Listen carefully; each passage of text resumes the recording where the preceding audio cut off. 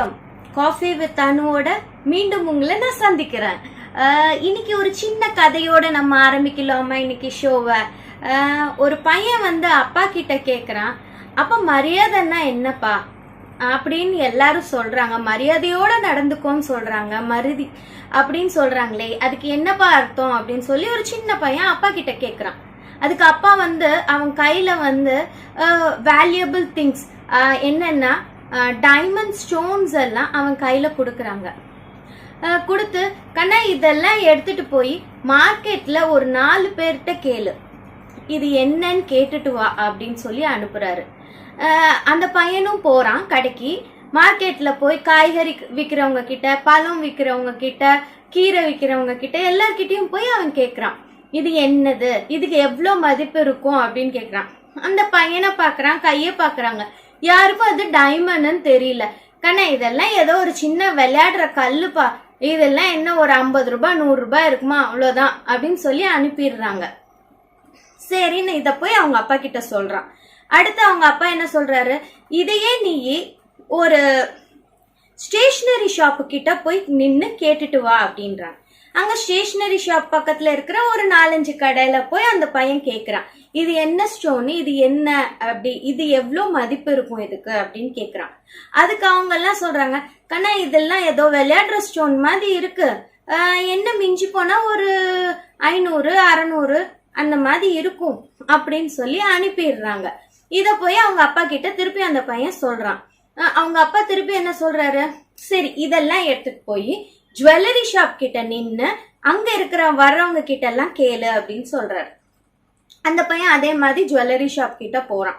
போய் பார்த்தோன்னே அந்த ஸ்டோன்ஸ பார்த்தோன்னே ஓனர் பாக்குறாரு, யாருப்பா நீ, எதுக்கு இங்க நிக்கிறேன்னு கேக்குறப்போ, இதெல்லாம் எவ்வளவு மதிப்பு வரும், இது என்ன ஸ்டோன்ஸ்ன்னு எனக்கு தெரியல சொல்லுங்க அப்படின்னு சொல்லி கேக்குறான்.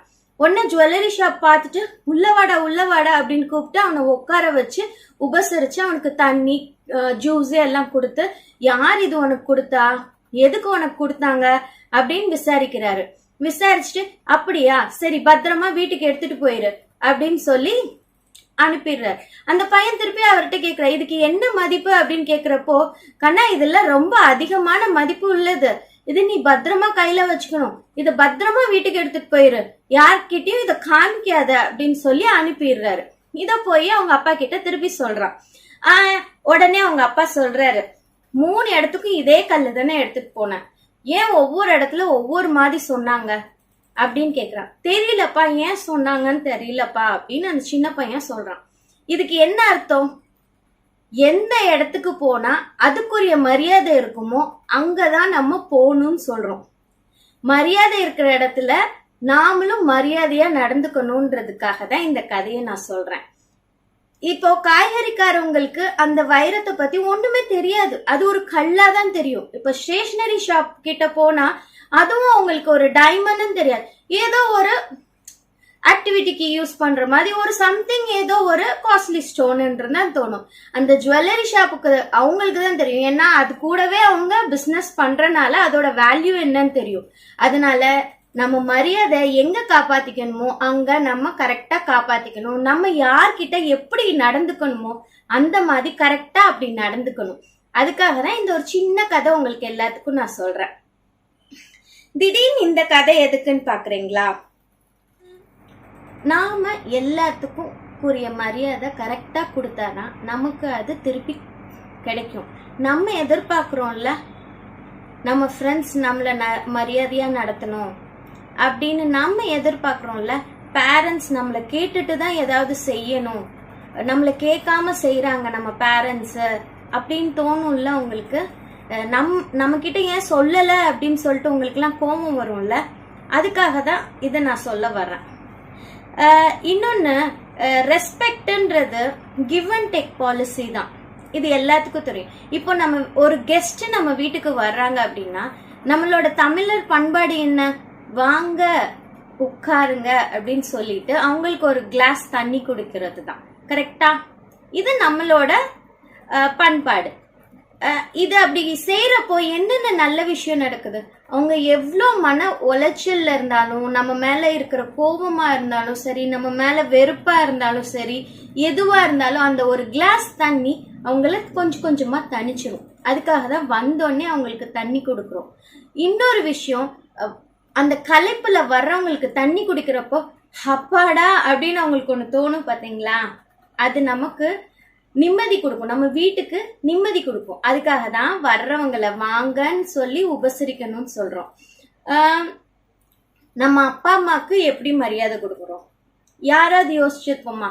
நம்ம அப்பா தானே, நம்ம அம்மா தானே அப்படின்னு சொல்லி எவ்வளோ நெக்லிஜென்ஸா நம்ம இருக்கோம்.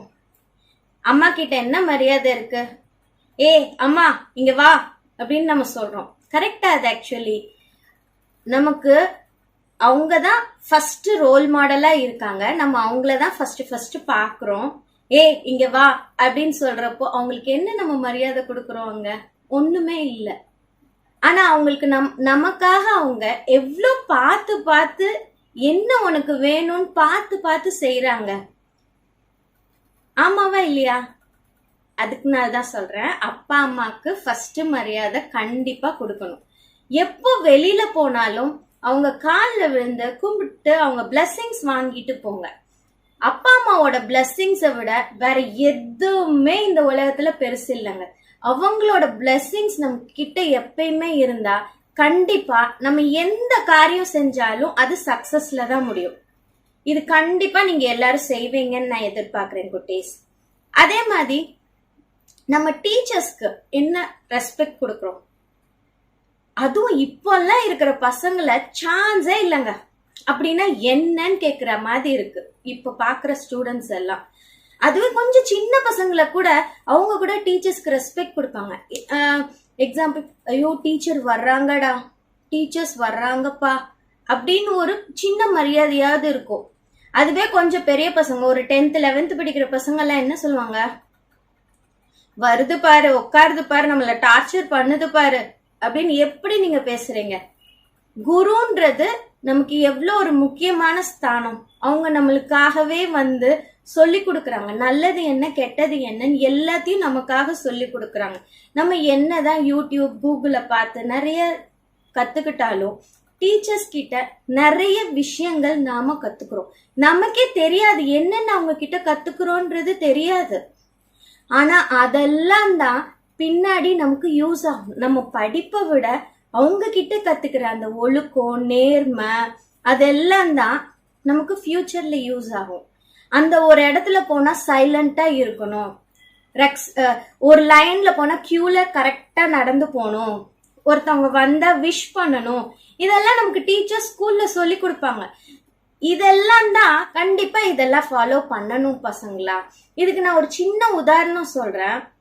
மகாபாரதம் கதை, கர்ணர் எல்லாத்துக்குமே உங்களுக்கு தெரியும்ல. அவர் யாரோட ஃப்ரெண்டு?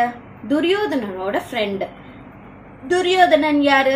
நம்ம பாஷையில சொல்ல போனா ஒரு பெரிய வில்லன். கரெக்டா? இப்போ கர்ணன் எவ்வளோ நல் குணம் படைத்தவர். அவர்கிட்ட எல்லா விதமான நல்ல பழக்கமும் இருக்கு. ஆனா என்ன ஆச்சு? அவங்களோட ஃப்ரெண்ட்ஸ் சர்க்கிள் வந்து மாறினால அவரோட பேர்லயே ஹீரோவா இருக்க வேண்டியது வில்லனா மாறிட்டாரு. ஆமாவா இல்லையா பசங்களா? எல்லாத்துக்குமே கர்ணரை பத்தி தெரியும் உங்களுக்கு எல்லாம். அந்த ஃப்ரெண்ட்ஸ் சர்க்கிள் நம்ம அமைக்கிறது எவ்வளவு முக்கியம் பாருங்க. ஃப்ரெண்ட்ஸை வச்சுதான் நம்ம யாரு, நம்ம கேரக்டர்ஸ் என்னன்னு முடிவு பண்றாங்க. அதுக்காக ஒரு கெட்ட பழக்கம் இருக்கிற பையனை நம்ம ஃப்ரெண்ட்ஸா பார்க்க கூடாதுன்னு நான் சொல்ல வரல. அப்படி இருக்கிற பையனை நம்ம என்ன பண்ணணும்? நல் வழிக்கு எடுத்துட்டு வரணும். இல்லையா அவங்க வரலையா, நம்ம கூட நல்ல பழக்கம் எடுத்துட்டு வரலையா, தயவு செய்து அவங்க கூட பழகாதீங்க. அவங்க சொல்றது எதுவுமே கேட்காதீங்க. உங்களை தேவையில்லாத பிரச்சனையில அவங்க இழுத்துட்டு போயிருவாங்க. ஒரு நல்ல ரெஸ்பெக்ட்ஃபுல் ஃப்ரெண்ட் எப்படி இருக்கணும்னா, அவன் கெட்ட பழத்துக்கு போனாலும் நம்ம அதுல இருந்து அவனை கொண்டு வரணும். எந்த ஒரு பொய்யான விஷயத்தையும் நம்ம சொல்லி ஏமாத்தக்கூடாது. ஒரு ஃப்ரெண்ட் சர்க்கிள், நீ இது செஞ்சாதான் நீ எனக்கு ஃப்ரெண்ட் அப்படின்னு சொல்ற ஃப்ரெண்ட் நமக்கு வேணவே வேணாம். இதனாலேயே எவ்வளோ பேரு தப்பு பண்றாங்க. டேய், இன்னைக்கு நீ எனக்கு சிகரெட் நீ என் கூட குடிச்சாதாண்டா நீ எனக்கு ஃப்ரெண்டு அப்படின்னு சொல்லிட்டு ஒரு பையன் கிட்ட சொன்னா, அவன் ஐயோ ஃப்ரெண்டு நம்ம கிட்ட பேசாம போயிருவானே அப்படின்னு சொல்லிட்டு அவன் கிட்ட வாங்கி சிகரெட்டு குடிக்கிற பழக்கம் வந்துருது. அவன் கடைசியில உடம்பு நல்லாயிட்டு போயிருவான். நமக்கு உடம்பு உபாதை யாருக்கு வருது? நமக்கு தான் வருது. சோ தயவு செய்து கெட்ட பழக்கம் உடைய ஃப்ரெண்ட்ஸ் கூட சேராதீங்க. நம்ம மரியாதை கெட்டுரும். ஓகேவா? உங்களுக்கு எல்லாத்துக்கும் புரியும்னு நினைக்கிறேன். ஒவ்வொரு ஜீவன் மேலேயும் நம்ம மரியாதை கொடுக்கணும். நாய் தானே, பூனை தானே அப்படின்னு சொல்லி எதையுமே உதாசீனம் படுத்தாதீங்க. அதோட வேலைய அது கரெக்டா செய்யும். நம்மளோட வேலைய கரெக்டா செஞ்சா எங்க போனாலும் நமக்கு ஒரு மரியாதை கிடைக்கும். காசு இருக்கிற இடத்துல போய் சலாம் போடுறதும், காசு இல்லைன்னா அவங்கள தூக்கி குப்பையில போடுறது, அந்த பழக்கம் எல்லாம் வேணாம். அதே மாதிரி ஃப்ரெண்ட்ஸ் கிட்ட நான் ஒரு பாப்பேன், எனக்கு கிஃப்ட் யார் பெரிய கிஃப்ட் கொடுக்குறாங்களோ அவங்க எனக்கு பெஸ்ட் ஃப்ரெண்ட். சின்ன கிஃப்ட் கொடுக்குறவங்க எனக்கு பெஸ்ட் ஃப்ரெண்ட் கிடையாது.